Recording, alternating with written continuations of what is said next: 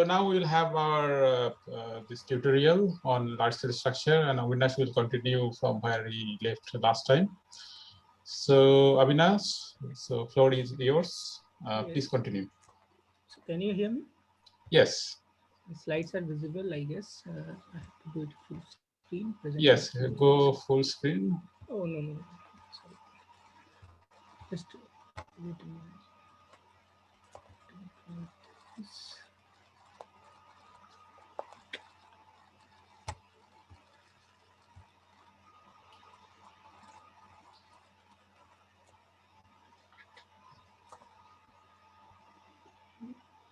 Just a minute.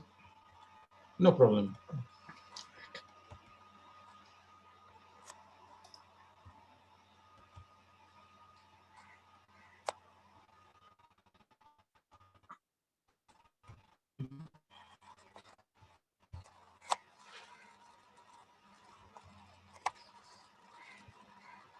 So hello everyone, and welcome to the second session of the large-scale structure simulations. So I'd like to start with a brief recapitulation of what we did in the earlier classes. So just to remind you that we have already enough number of motivations that observations which in, confirms that matter fluctuations in high redshift universe were very tiny, and now what we see that the fluctuations in the present universe is more clumpier and highly nonlinear, which has grown from those tiny fluctuations through nonlinear gravitational collapse. And as you have already heard in many of the talks, that uh, the major role. So the dark matter is the major component which plays a crucial role in the structure formation, and all other things like dark energy etc goes into the background cosmology. Um, so uh, so what we one need to do is to solve the fluid equations corresponding to the dark matter fluctuations, but solving the equation non-linearly is non-trivial. So we need some numerical techniques to simplify it and solve it on our computer uh, uh, in a non-linear manner. And yeah, I have demonstrated you the particle mesh n-body code, which is one of the numerical technique that can simulate the non-linear evolution of the matter. Uh, and why we choose the particle mesh n-body code, I have already told you that we when we if so in numerical simulation we have grids and we have particles, dark matter particles. And if you go on computing the force for each particle from all other particles, it will be n square kind of problem. So in order to reduce that computation, we solve the force on the grids and interpolate it onto the particle, which gives us a reasonable accuracy, reasonable speed in our computation, and it's also reasonably accurate enough. So we use particle mesh n-body to simulate the dark matter density at desired redshifts. And okay, what I forgot to mention in the last class is the here I have put a formula which using which you can compute that what number of grid and uh, what filling factor you can use for a given system, means the RAM. So this is the formula. Typically you would need a RAM of this order to simulate n1 cross n2 cross n3 volume with filling factor nf. So this you can always check before. So yeah, one thing I would like to correct, I have told you in the last class that we cannot simulate the cosmological things on our laptop, but okay, that is not true. It has been pointed out to me from Professor Prasun Datta that during their time they have done this simulation on a 500 MB RAM systems. So if you if your purpose is not to get enough resolution, if you are fine with low resolution simulation, you can still do the dark matter simulations on your laptops nowadays with 4 GB or 8 GB RAM. So yeah, that is to point just to point out. So anyway, let us move on to the next slide, which say why bother about the dark matter in the reionization school.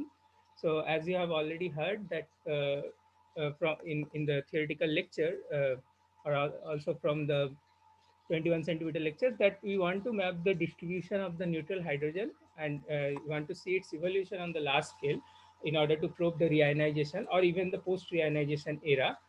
And by probing the hydrogen distribution, we want to infer the properties of the luminous first luminous objects which has reionized the neutral hydrogen in the intergalactic medium. But we have already seen that since simulating the hydrogen distribution directly involves complex baryonic physics, and hence uh, we don't go into that. Uh, but we assume that the baryons traces the dark matter density field contrast on very large scale, and we have already seen it in yesterday's lecture, right? Where delta baryon is related to delta matter divided by 1 plus k into that xj, and on very very large scale where k is very small, you can safely neglect the kj, and your delta b is typically equal to delta m. So yeah, so we are happy with this assumption, and this assumption holds on very large scales which we are talking about. And also you have so using this assumption, it is very easy to populate the universe with a baryon density using the dark matter density field. Another thing is that we have already seen in the theory classes that baryon falls into the potential well of the dark matter halos. And there and if the amount of baryon within a dark matter clump is sufficient enough to cool down, so these things will you will learn it in the EUR classes. So I'm just passing the statement. So if the amount of baryons within a dark matter clump is sufficient enough to cool, it will form the sources which can emit the UV radiation and hence ionizes the intergalactic medium. So it is also important to find out these dark matter clumps, and based on some prescription, we can using this distribution of this dark matter clump, which we call as halos, we can generate the UV ionizing radiation field also. So for that, you stay tuned to the TITS lecture, which is in the next week. So here I will straightforward come to the friends of friend algorithm, which we employ to find this gravitationally bound dark matter halos from our n-body uh, in our n-body output. So what this friend of friend algorithm do is that, let us suppose that we have this the particle distribution as shown over here in this plot, and what we do, we find two particles which are very close to each other, and the criteria is set by something called linking length, which is nothing but zero point 0.2 times the mean interparticle separation. So this zero point 0.2 is kind of a fixed number which people have earlier studied by extensive simulations. So this we don't change, we keep this number to be zero point 0.2 of the mean interparticle separation. So if you remember, so just to remind you, the mean interparticle separation, if you keep nf equal to 2, then mean interparticle separation is 2 times of that grid. It's not the grid size. Okay. So uh, by uh, so so so we call a particle a friend of another particle if the distance between them is less than this criteria, and in such way we find a network of such friends in a within a n body output. And once we find that, we call them clusters, and uh, then we again put another filter which is on the number of particles within a cluster to be called a halo. It is to it This we take to be 10. So a cluster of particle can be called a halo if it has particles more than 10. So we discard any other cluster which has less than the particle number less than that. So these are out of question. So they are not there. So this number 10 is also studied by the people, and yeah, they have. This is the lowest we can go, because since we are in this simulation, we are not tracking each and every particle forming a halo at a with time. So it is difficult by looking at one snapshot that these particles are actually gravitationally bound or they have come closer just by chance. So if you reduce this number, you will it is highly likely that you get smaller halos which are not actually gravitationally bound, not formed due to the particles which are actually gravitationally bound, rather than they are basically passing by just by chance.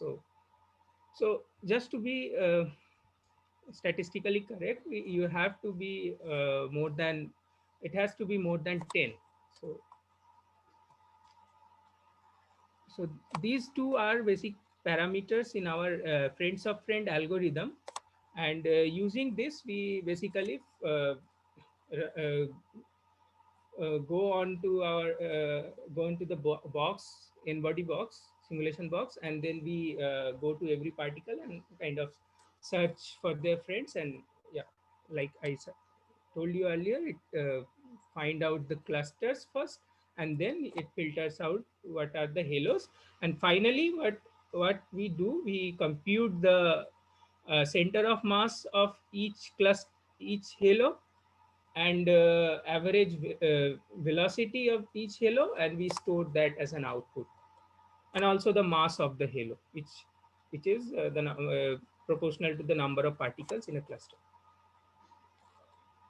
So just to show you that this works, I have just put a visual verification from the simulations we did earlier. So here I am showing the dark matter density field, very low resolution. And yeah, here are these particles over here shows the central location of each and every halos which we find within a particular slice, which corresponds to this figure. So you can see that wherever there are higher density, you can find more and more number of halos, and the color basically describes the mass of the halo over here. So you can see that there are, so the magenta things are, so you can see that higher mass halos are located wherever the density is more and more non-linear. So why higher mass halos are isolated, kind of? uh, where are you saying about this or this? Some means you don't see the redder ones isolated. They are almost They are in always the in group, bunches, so which is not actually the case. what I think it happens due to the hierarchical structure formation. So probably there were few smaller mass halos in an earlier time step, and at this time step where I'm looking, they have merged together to form a larger halo. Right, right. So can you show that by, do you have a slide which has like redshift evolution and how this changes? Oh, okay. Sorry, I don't have that. Okay, Have okay, not fine, fine. made it, Just but asking. one Okay, can make it actually. okay. So that was a visual verification, but we need to be sure enough. So for that, we compute a halo statistic called the mass function, which basically describes the co-moving number density, or co-moving number density of the halos of within a particular mass bin. You can see from this plot. So the error bar in x-axis is basically the width of the mass bin, and the numbers over here shows the uh, co-moving number density of the halo of that particular mass bin. And you can compute this halo mass function from your simulations, and compare it with a semi-analytical mass function, which is here we use the Seth-Torman mass function, which is kind of more realistic, and it includes ellipsoidal collapse. So today I think you have heard about the spherical collapse. So it is more improvement to that spherical collapse, and it's more near to the actual case. So here you can see, so this is a plot from a large box simulations. So and you can see that the points are very closer to the analytical fit. And even if they deviate, they are mostly within the error bars. So this basically confirms that we are doing something which is uh, okay, and we are not doing something wrong here. So today I will go.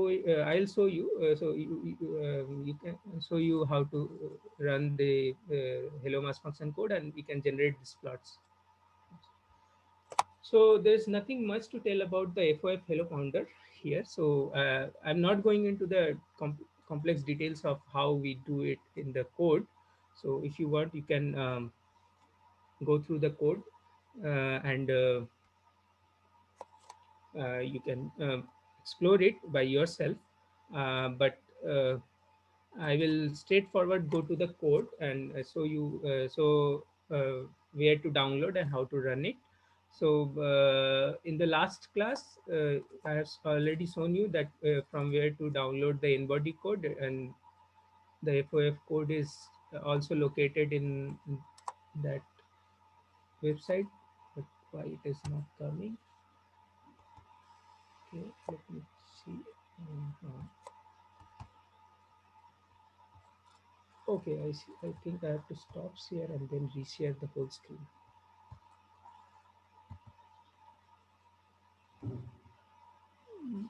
Desktop.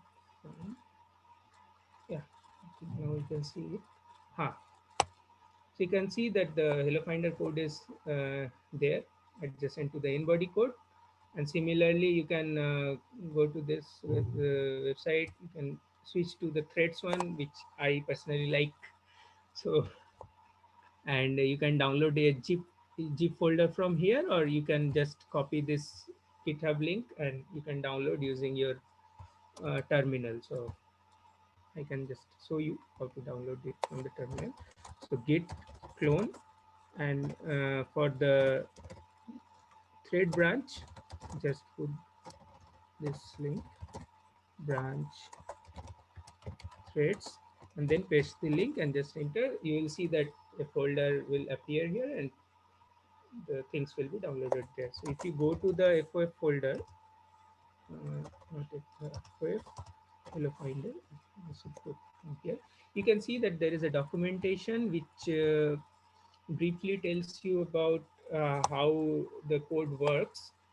It's very small, and it is effectively what I have said earlier. So you can go through it for details.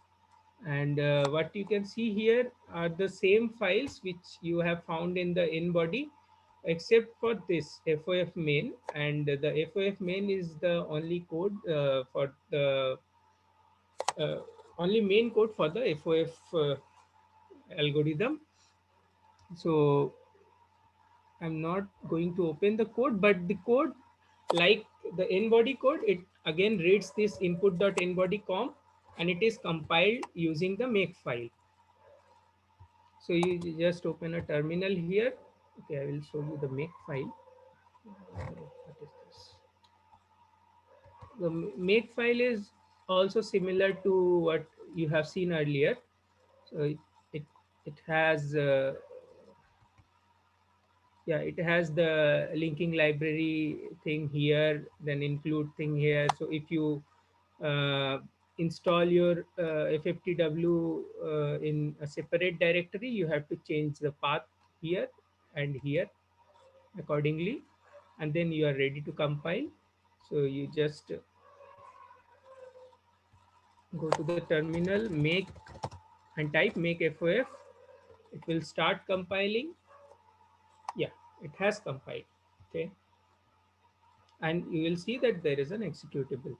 So in order to run this code, you have to have this input file in the folder, and also since this code runs on the output of the n body, you have to copy those all those outputs from the n body, this thing, the binary files. So I'm copying those things here.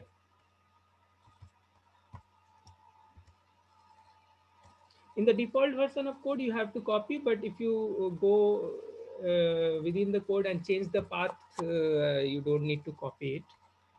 You can run it there wherever it is. Okay, so and yeah, also the input.nbody comp has to be same as you used in the n-body simulation.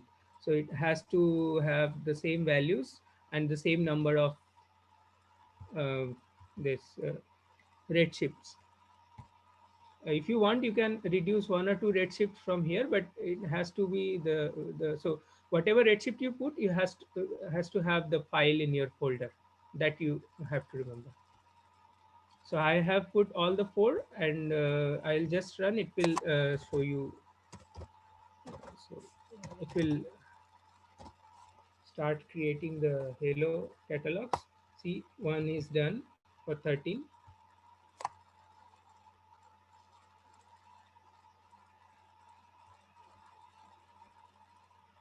And you can see one thing, as the redshift decreases, the time will be increasing, and which is because you have more and more number of collapse structures as the redshift decreases. So that's why the code takes more time to compute. So here you cannot see the time difference much because the structures have not evolved much. But if you go down in redshift by a considerable amount, you can see the difference. Or if you run a big simulation, you can see the difference clearly.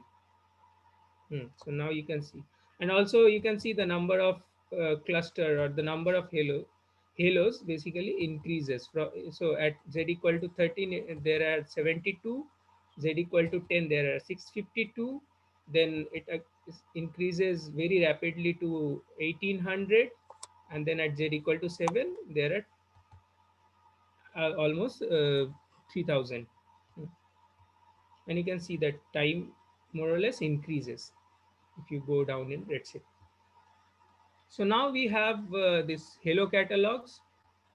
So so what to do with the Halo catalogs? So in Halo catalog, what is written is the total mass of a halo and the coordinates of its center of mass in the next three columns, and then uh, the average velocity, average speed of the halo in the next three columns, the three component of the uh, velocities.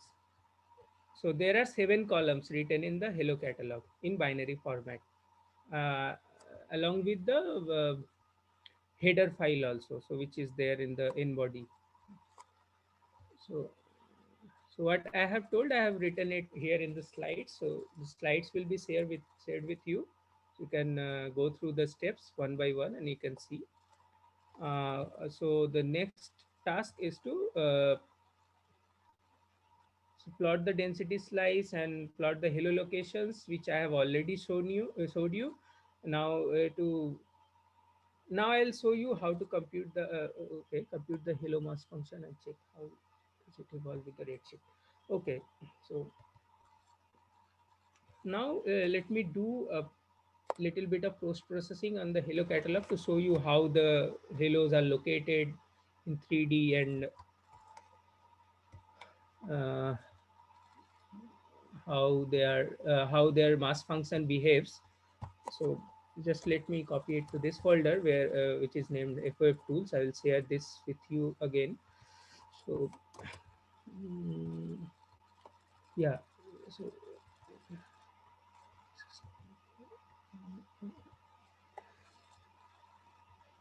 okay, so in this folder, if you see that there is a file called readhello.c. So we can compile this same the file in a similar way, make read hello, and it will produce an executable which will basically read these hello catalogs and print the mass and as well as their locations, so that you can plot it and you can visualize it by your own. So I will just read so one of the halos, or I need, okay, let me put an enter segmentation fault because something is required. Something is, oh, I see. Okay. Here also you need to have the same input in body com, and you can see that I have given, I was testing with one redshift at z equal to 8.5, so it is taking that, but the file is not here, so that's why it is showing segmentation fault. So if we change it back to the previous one and then run, it will, you can see it will run without any, huh, it has run all of them, and they have printed the Halo data.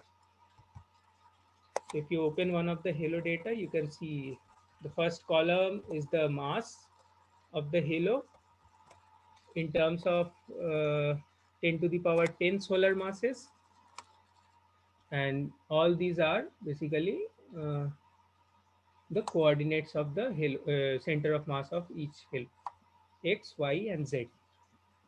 I thought So you now you, mentioned it has 7 columns. Why? yeah, but now I am printing only 3 columns. I don't want velocity here. So if you want to print, you can just edit this file, read hello. You can see that I am printing only 1, 2, 0, 1, 2, and 3. So if you want velocity, you can print other 3 also. So the file that will get from you or from GitHub will print only Yeah, positions, not the velocity. only positions, because I want to. Okay. We are interested in the location first. We don't want the velocities right now. Okay. So if you have something to do with velocity, then you print the velocities there. You print the other 4, 5, and 6th columns.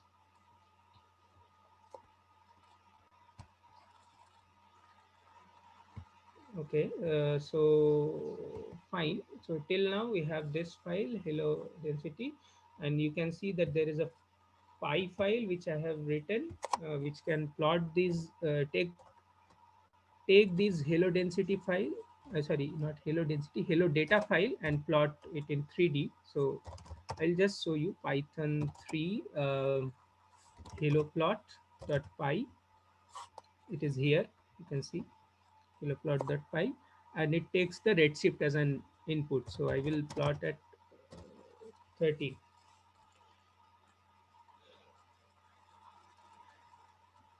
It will take some time. Uh,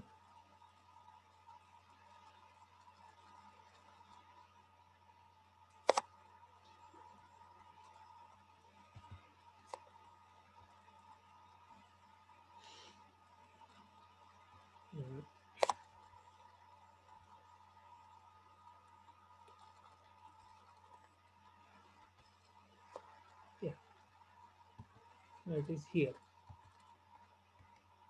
So you can turn this box around. You can see where are the halos located, and yeah, the masses are given by their color codes.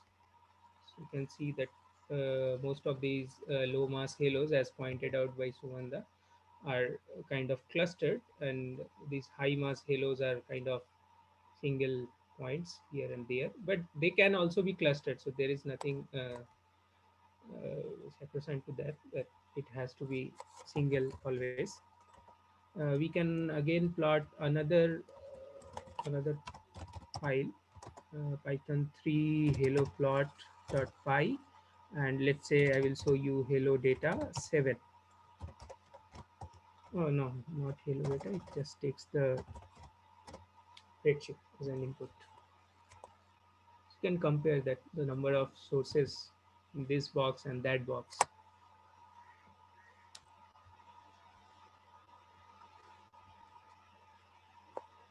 You'll see that the number of sources will increase, as well as the color bar will also increase. You can see that. Yeah. Now there are many number of small sources, and yeah, large sources are very less. And you can, if you compare the color bars, you can see the difference. So, so this basically confirms that the structure formation is bottom up. So first, smaller mass sources will form, and then they will collapse to form large mass, not sources, sorry, halos, and they will collapse to form large mass halos in a later epoch. So you can see directly from these two color bars. And also, not to mention that is the number of sources are very much compared to this one at z equal to 13. So yeah, this is all about the visualization of halos. There is another file which is haloplot2d.py. If you want to plot that slice which I have shown in the slide, you can just use this file to plot the slice which you want. So I have just I will just show you where to say, so change it if you want to change the number of slice. So I have just put it here z low and z high. So the slices were in between 8.61 megaparsecs to 9.31 megaparsec. So you can just change it to change your slice which you want to. It will give you the plot from the same file, hello data 13. Okay, so this visualization is done, and now I'll go to the hello statistics, the mass function. What happened? Yeah. So there is another folder, mass function. So these modules I have kept it separately, not to confuse between the files. So whichever you like, you just go to there and you can do your analysis there. So here also you can see the same set of files are there, make file, and but the main file here is the massfuncs.c. And another thing you can notice that input.nbody is no longer required for this. So it will directly read whatever it has, it needs from the hello catalog, and it will do its job. So just do make mass function. It will, again similarly, it will create that file. And yeah, for that I need the hello catalogs. So you just copy the hello catalogs from hello finders,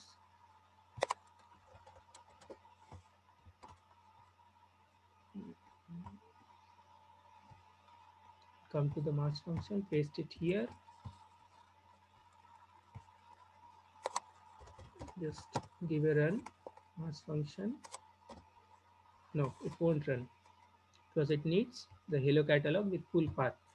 Okay, so this you can just, so you can copy paste your hello catalog here, or else you can just give a full path to your file wherever it is located. So since I have copy pasted it, I do not need to give any path.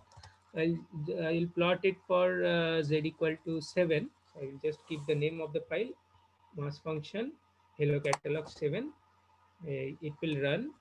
It will print how many number of clusters are there, number of grades, delta L, dark matter, particle mass. The VA is basically the scale factor corresponding to that redshift, and all other cosmological parameters. It will print the lowest mass as well as the highest mass halos in the catalog. And what happened? Why it is saying code dumped?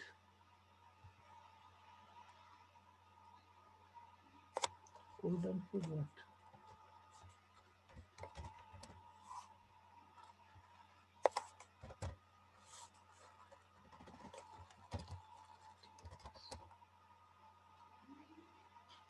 Okay.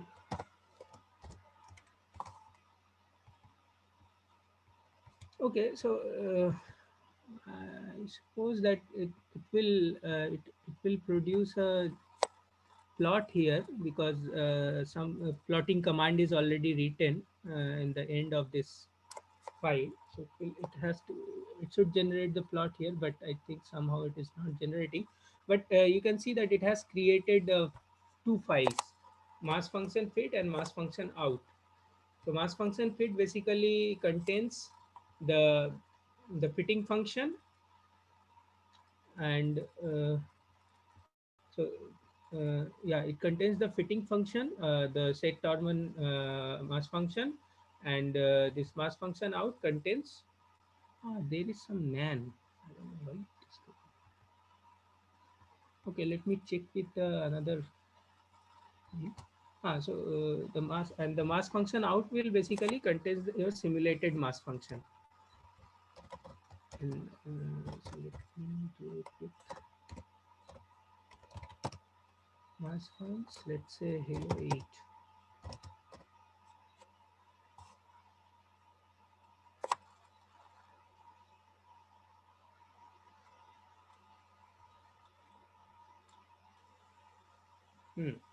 Yeah, for this it is working. I don't know, there is some problem with Redshift 7, but anyway, let us don't bother and worry about this. So here you have this mass function output for z equal to 8, where the first column is basically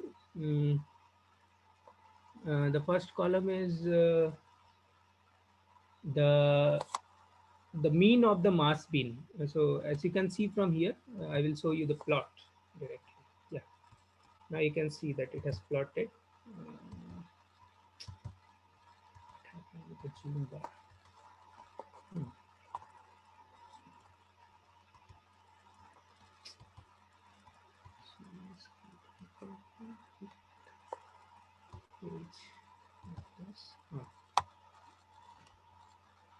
So you can see the set Torman mass function in the solid line, the fit, and there are these dots, which is the simulated mass function, and they are very close to the fit which we have computed. There are some problem with this, and it is expected because since we are not simulating a very large box here, so uh, the towards the larger end of this mass function, we will have more and more number of fluctuations due to less number of large halos present in our simulated box. So that's why there is some sort of discrepancy here, but you can see that for the smaller mass halos it is kind of okay, it's fine, it's working fine. So this way you can generate your mass function, and yeah, you can plot it, and you can make a movie out of this, and you can see that how it is evolving with Redshift. So if you do this analysis at some smaller Redshift, you will see the same thing. The number of uh, uh, yeah, the number of halos will be less, and as well as the maximum the largest halo mass will be less compared to smaller redshifts. So you can see from, let's say I will run it for the 10.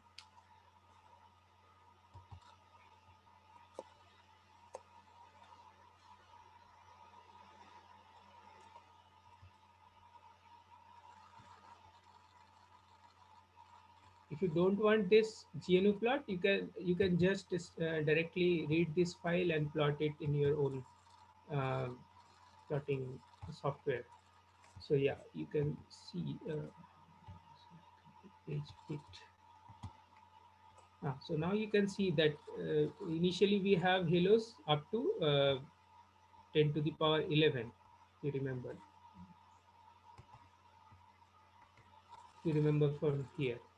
Yeah, you can see it is up to 10 to the power 11. But now at z equal to 10, there are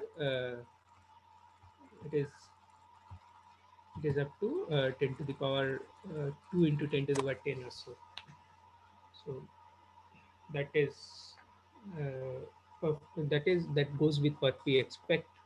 And yeah, the number densities, if you compare here, it is So you can compare directly that for this is for z equal to 10, so it is less than 10 to the power 0, whereas here you have more than 10 to the power 0. So you can clearly see that the number density of the halos are also increasing with decreasing redshifts.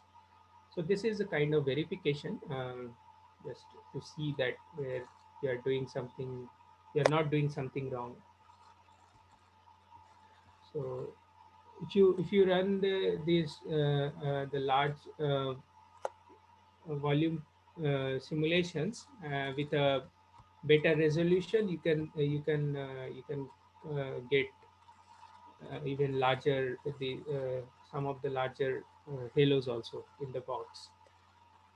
So that I leave uh, with you, and you can try it, and you can generate your own halo catalog, and then you can plot the mass function and see how it is behaving with redshift and so on. So yeah, so that is what is all about the halo thing. And here I would like to stop with an advertisement of our another code which we call Ryan Yuga. I am not going into the details or anything explaining of this code, because in this school you will be introduced to another semi-numerical code which is script developed by the Kankas group. But I'd just like to mention that we have a code, Ryan Yuga, which is a semi-numerical code, and we will learn more about it in the later in the lectures in the next week.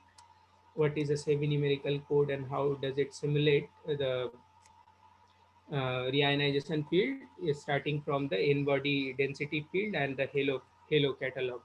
So what this code does, this code basically takes as an input the halo catalog and the n-body output, and using an expression set based formalism, it generates the reionization field. Okay, so I don't have the image for that, but yeah, you can see it in our papers, it is there.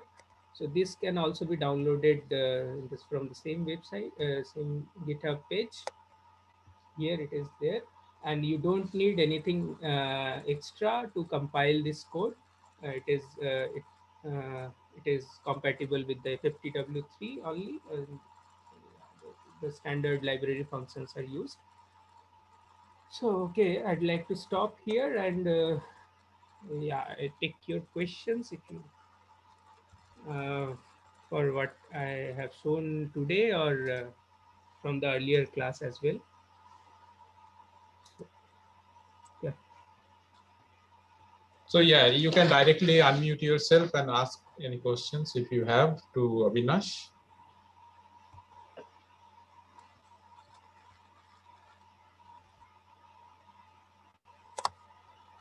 Hello. Hmm. Yeah, I just want to Yes. ask from where we can access the recorded video, because I missed the previous tutorial of Avinashda. So Okay, I mean, Okay, this is for a that. question to the coordinator probably. Yeah, I mean, there are some logistic issues with the videos. So we are trying as soon as possible, we will upload those to YouTube and you can watch from there. But there are some logistic issues to download the videos from the cloud and upload. So we had to ask the people in NCRA for that, and that may take a while. But eventually we'll do it. But I can't just give a time scale when we will be able to do it. We are uploading the slides which we are collecting from the tutors and the lecturers. But yeah, it might take a while. Okay, but we will inform you as soon as it is done. okay, sure, yeah. The slide of my previous session is there in the folder which I have shared, right? So you can, if you want something, you can go to the slide and you can check. Yeah, sure. Okay, so So are there any further questions?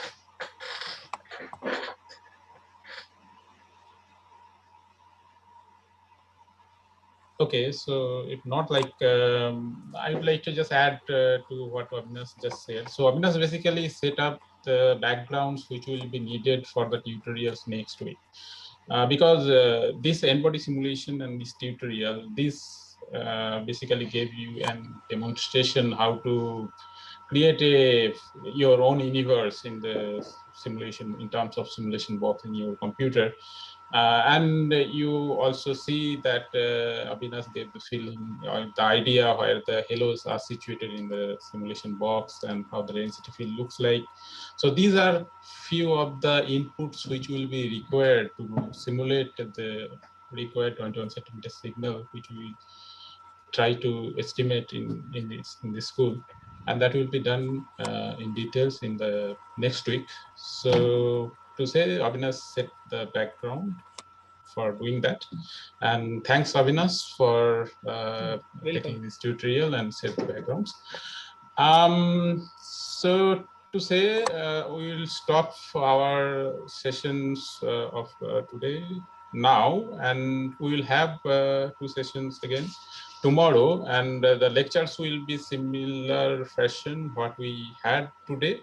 Only the tutorial at the end of tomorrow, that will be by Janaki, and all this theory tutorial and large scale structure tutorial, that is now finished. If you have any questions, okay, then you can, if you have any questions to the earlier tutors, then you can directly write in the Slack, or you can also inform us. So we can contact and we can Someone has convey raised a hand, I think. Yes. Chinmay. Anyone have any questions?